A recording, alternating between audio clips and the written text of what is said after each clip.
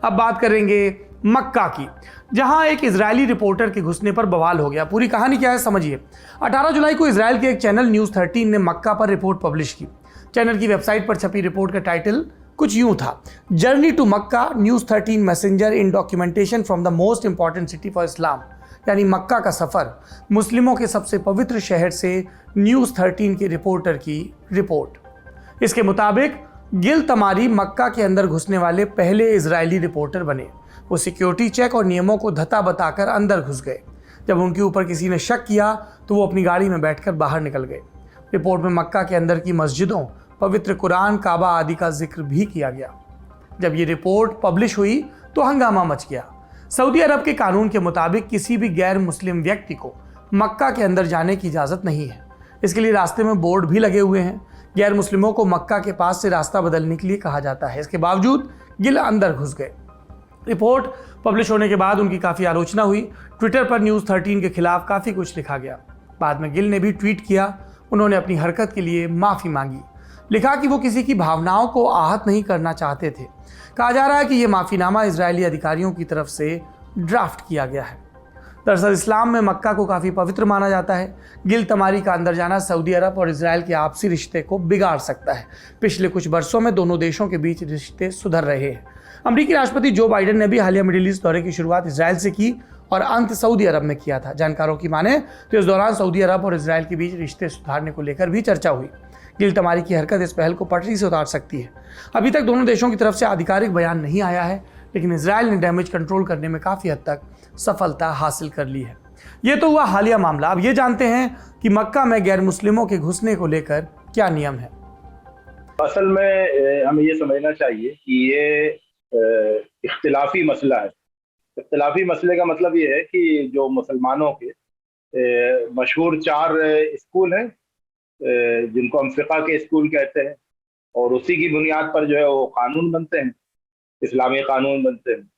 तो ये जो 4 स्कूल हैं, इनके दरमियान कुछ चीज़ों में इत्तेफाक पाया जाता है, कुछ चीज़ों में इख्तिलाफ पाया जाता है, यानी अलग अलग डिफरेंट ओपिनियन होते हैं। तो ये जो इशू है मक्के में दाखिल होने का और फिर अंदर जाके हरम के अंदर दाखिल होने का, मस्जिद हराम में दाखिल होने का, तो ये इस पर कोई कंसेंसस नहीं है। बल्कि ये जो है सबसे पहले जानना चाहिए कि ये कंट्रोवर्शियल इशू है, इसमें डिफरेंट ओपिनियंस हैं।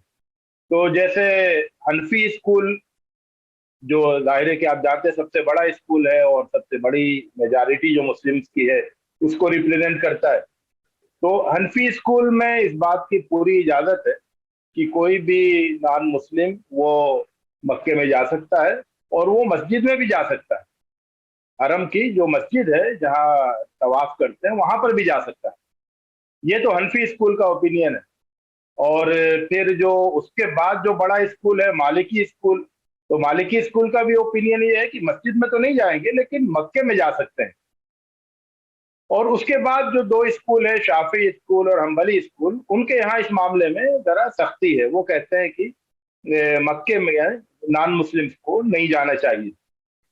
तो इस तरह से 4 ओपिनियन है। और आप जानते हैं कि वहाँ सऊदी अरब पर जो अभी स्कूल ऑफ फिक्ह जो ज्यादा प्रिवेल कर रहा है वो हम्बली स्कूल है। तो हम्बली स्कूल में चूंकि यह है कि नहीं जाने, इजाजत नहीं मिलनी चाहिए जाने की, इसलिए सऊदी गवर्नमेंट का भी जो स्टैंड है और जो वहाँ के लॉज है, कानून है, वो यही कहता है कि मक्के में नॉन मुस्लिम्स को नहीं जाना चाहिए, उनको इजाजत नहीं मिलेगी। तो एक तो बात ये हो गई है कि ये एक इसमें 2 बड़े डिफरेंट ओपिनियन है।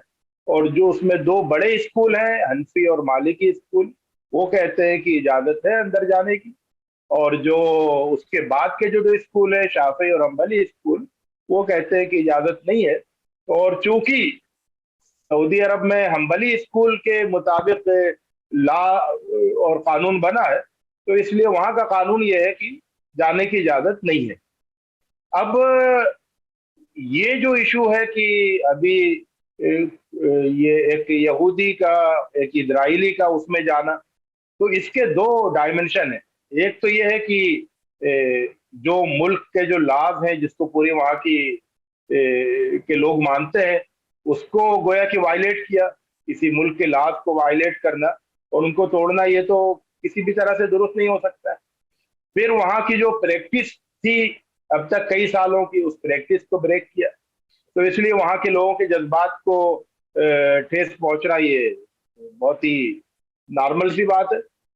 और फिर जो तीसरा इशू है वो पॉलिटिकल इशू है, जिसको अच्छी तरह से हमें ज्यादा कंसीडर करना चाहिए। हकीकत ये है कि उस मक्का शहर में किसी भी नॉन मुस्लिम का कोई इंटरेस्ट नहीं है वहां पर, आमतौर से कोई जाता भी नहीं, क्योंकि वहां तो सिर्फ मुस्लिम रहते हैं और वहां उनकी जो इबादतें होती है हज की, उम्रे की, वो सारी इबादतें अंजाम पाती हैं। वहां उन चीजों पर पाबंदी है जो चीजें दूसरों के अलग से सही है, परमिसिबल है, लेकिन वहां पर वो चीजें परमिसिबल नहीं है। वहां शराब नहीं पी सकते हैं, वहां पर्दे का खास एहतमाम करना होता है, तो इस वजह से वैसे भी नॉन मुस्लिम वहां नहीं जाते। तो इसलिए इसका जो पॉलिटिकल इफेक्ट है या पॉलिटिकल जो इसका डायमेंशन है वो भी बहुत ज्यादा अहमियत रखता है। तो जहां तक जैसा कि मैंने शुरू में कहा कि एक नॉन मुस्लिम का वहां जाना जो है वो बहुत बड़ा इशू नहीं है। आप जानते हैं मदीने में अल्लाह के रसूल सल्लल्लाहु अलैहि वसल्लम की जिंदगी में वहां पर गैर मुस्लिम नॉन मुस्लिम जाते थे और उनको वहां मस्जिद के अंदर ठहराया जाता था और वहां मेहमान बनकर रहते थे वो।